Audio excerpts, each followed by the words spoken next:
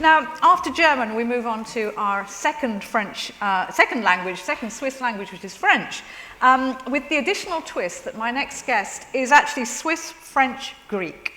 NICOLAS VERDAN.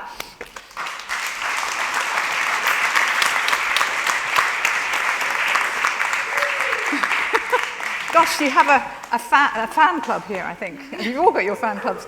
Yeah. A Greek or a French? Yeah, I know, exactly. Half Greek, half Swiss. My editor. So how many languages do you speak, Nicolas? First of all, French and a little bit of Greek. I do understand Greek, but my mother never taught Greek to me. She was too young when she came to Switzerland, so I'm still trying to speak Greek. Are you learning Greek? It's one of my psychotherapeutic approach of literature. I think by writing, I'm looking for my roots and my Greek roots because two of my novels are inspired by Greece. And the question of foreign language is very important. The fact that my mother didn't talk Greek to me was like a shock when I realized that I couldn't talk easily Greek. That's why, but I do understand it perfectly. But there is kind of blockage. Yes. Yeah. No, but that's interesting because you always think in Switzerland of everybody speaking so many different languages anyway. But I think when you speak together, Swiss people, which language do you speak? Oh, I do also speak German, not Swiss German. So with Monique you speak with German? Monique, Tonight it's English, but it's the first time we meet. Yeah. So you speak English because it's the first time you've met? Maybe now because we meet here in London. Maybe we wanted to get prepared for tonight. if I started with German, I would have mixed the two languages. And you would automatically speak English to everyone, or would you? I would speak English, yes. You wouldn't speak French to No, Nicolas? I might speak French. So you just switch? Yeah. And so when all of you were sitting together, when you were sitting at the table over there, which language, were you just switching languages? I spoke French with Pedro and German but with... But Pedro's Swiss German? But he speaks French, like most of the Swiss German. And we speak a little German, but so English. are all Swiss people good linguists? No, I couldn't say that, especially not me, but I think we are playing with those languages. As a French Swiss speaking, I'm really interested in German speaking, and I do read the German writers in German. But it doesn't mean that I'm fluent in German, but I like to read them in German. It's very important as a Swiss one to So it is your ambition, if you're Swiss, and say to learn the other Swiss languages? Yeah, it's not an ambition, but it's kind of natural.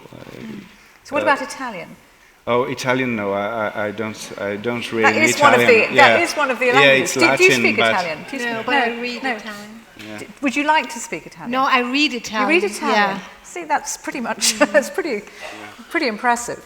But now you're a journalist for a very long time as well. Yeah. And are you still a journalist? Yeah, I'm still. I work for a daily newspaper in Lausanne, 24 Heures, and then also for Tribune de Genève. And I became freelance the day Tamedia bought Edipress. I didn't want to work for Tamedia. And I knew what was coming, and I was the deputy editor of this newspaper, and it was time for a reduction of budgets and all the stuff. I want to become a freelance journalist. So it's not easy to be a freelancer, especially now in Switzerland. So I also write for private media and not only journalism. So, and you managed to write novels, because you've been writing novels now for a few years. Yeah. And this is you're going to be reading from your first novel translated into English, which is very exciting. And so tell me a little bit about your novels, too, why you wanted to start writing novels. Oh, I don't know exactly, because my first novel, it was 2005, and I got this story. 2005? Yeah, 2005, and got this story. And I just wrote it, and I didn't have any idea if it would be published. And the first one I sent it. The story published me. It is a French editor in Switzerland, French-speaking editor in Switzerland, Bernard Campiche. And then it followed on. Because it's really interesting, I think, in Switzerland, there are not a large number of publishers in Switzerland. So I think many of you, if you write in German or in French, you'll get published in Germany or in France, not necessarily The question in of France is really difficult. If I would be from Haiti, French-speaking, or from Quebec, I don't know, from Africa, it would be more easy for me to be published in Paris or to be read. Because the French, they want you to be published by a French editor. As a Swiss, I'm not so serious if I'm published by a Swiss editor. So my books in French, in Switzerland, if they've got any success, like one of my books, he will never have an audience in France, never.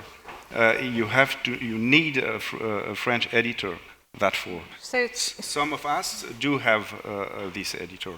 But yeah. So it makes publishing very difficult.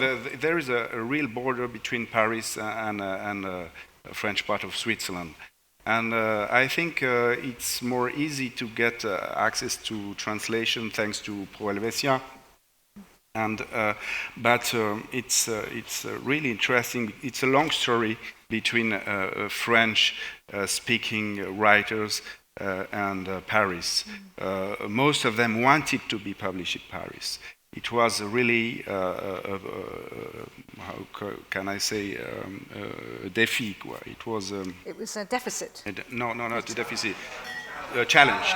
Sorry. Défi. It was a real challenge. But now it's not anymore the case. I think something is changing now.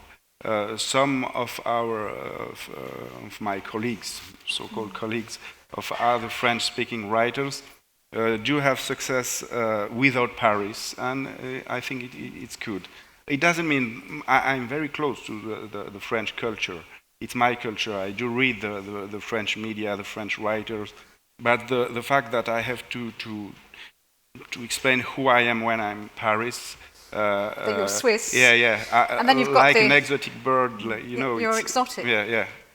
And then you've got the Greek part of you as well, too. And it's interesting that you write, in this book in particular, which is the one I've read, you write about Greece. Mm-hmm. And your detective it's a crime novel. So we have all genre, I think, represented here tonight. It's a crime novel. It's called The Greek Wall in English. Yeah. And it did very well in Switzerland. And so this has been translated from the French. Yeah. Do you write in Greek, though? No. You don't Absolutely, write in Greek? No. So your Greek isn't good enough yet to... No. But this is about Greece. It's about Greece, and it's inspired by my journalistic work, because I've been to this region, the Evros River, that makes the border between Greece and Turkey, and I saw those migrants crossing every morning the river, migrants, and the refugees. The refugees coming, and the building of the wall, the Greek wall. There is now a Greek wall between Greece and Turkey, because the border, first of all, is the sea, and then the river, the Evros River, and you have 12.5 kilometers land where they built that wall. And I was there when they started to build it. There was a sample of the wall in the middle of nowhere, and that was material for articles, but nobody cared about Greece that time. It was before the crisis. It was 2008, 2009. 2008, 2009. Well, then, of course, the crisis happened. So now that everybody wanted to read it. Yeah. Great. Well, look, would you be kind enough to read a section for us from the novel? And so this has been translated. It's called The Greek Wall. It's been translated by W. Donald Wilson, and it's published, Canadian translator, and it's published by Bitter Lemon Press. Yeah. So you go to... Thank you. Thank you very much, Nicolas. The street rises and falls like a wave, surges again, swells and falls again. These undulation give a sense of the neighborhood, with its crests and hollows, its gentle slopes. It's a street leading into the city when this story begins, once upon a time, at 2 in the morning, on the densely populated hill, on the night of 21 and 22 December 2010, on Irakleos Street, in Neos Cosmos, Athens, Greece. What does a severed head look like, wonders Agent Evangelos. He is standing in the street facing the Batman, a bar diminished by everything about itself. The green phosphorescence of its sign, the cheap alcohol it serves, and its regulars, all participants in the death of the world, still devoted to the songs of yesteryear, and their youth pinned up on the wall, a photo of Theodorakis, a view of the Acropolis taken from the terrace of the Galaxy, another bar on the 12th floor of the Hilton, the faded colors of Greece summers on ads from the 70s, and the round yellow sun on Olympic Airways posters. Every evening in Athens, the Batman's customers carry on as if nothing had changed, although so much is dead and gone, and despite all the pitfalls that await, the menace outside, beyond the window of the bar, on this street where Agent Evangelos is standing, uncertain about what to do next. If there hadn't been that phone call, that conversation with his colleague, with that severed head to blame for it all, this story would have been very different. It wouldn't have taken the same form, wouldn't have been impossible to relate, have had neither head nor tail. Oh, he would have ordered another drink and sat with his eyes closed listening to Kazantzidis. If he had waited a little longer, he would have been joined by Irina, the owner of the only jazz club in the capital worthy of the name. When she comes to the Batman, Irina makes her appearance around 1:30, accompanied by a few musicians, an employee, and her barman, an entourage drawn along in the turbulent wake of a ferry to the islands. Not for anything in the world would she miss a nafter, as she calls it, rolling the air. Agent Evangelos likes Irina, her plump figure, her outrageous assertions, her inexhaustible affections, her generous love for the masculine gender, a generosity of being that turns her corpulence into a distinction. It would have been a different story set here in the Batman, but very soon Agent Evangelos must be on his way. He goes back inside, for he has left his jacket on a hook under the bar. He pays what he owes and leaves. What does a head severed from the body look like, he wonders. A phone call has come, he must leave immediately. And now it's a kind of short list of people, of Greek people from Athens. It gives identity to the crisis, a real human identity.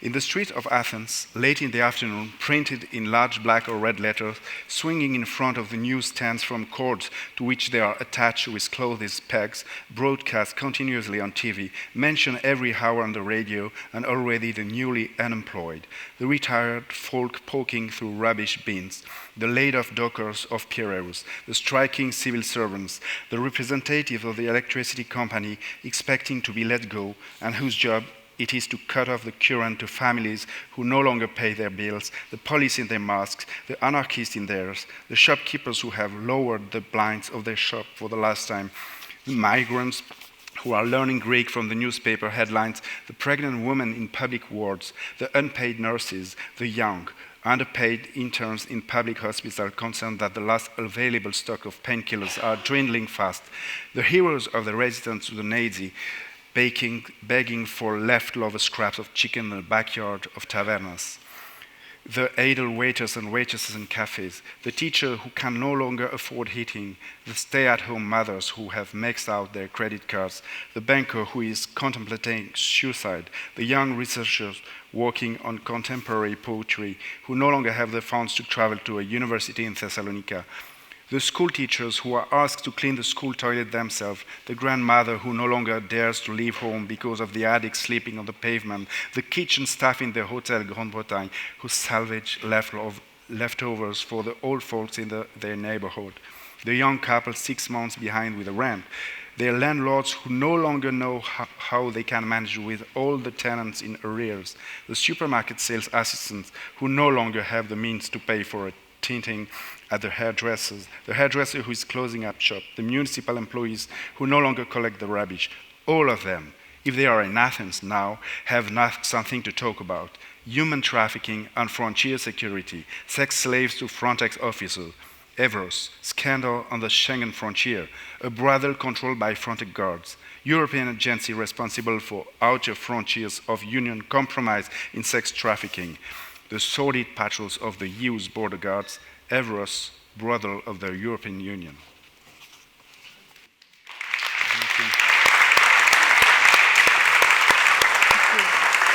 Move up a little bit. We've got one more to fit on the sofa, but Nicolas, it's a wonderful book, this, and I know it's difficult to read in, you were talking to me earlier about difficult to read in English, but that was really, captured it perfectly. Please do read this book. Not only is it a great story about what's happened to refugees and immigrants and the whole dreadful trafficking stories and so on that are going on, it's a real reminder of what's going on in Greece now too. And you're a wonderful writer, so thank you so much for that. Thank you. Thank you. Thank you.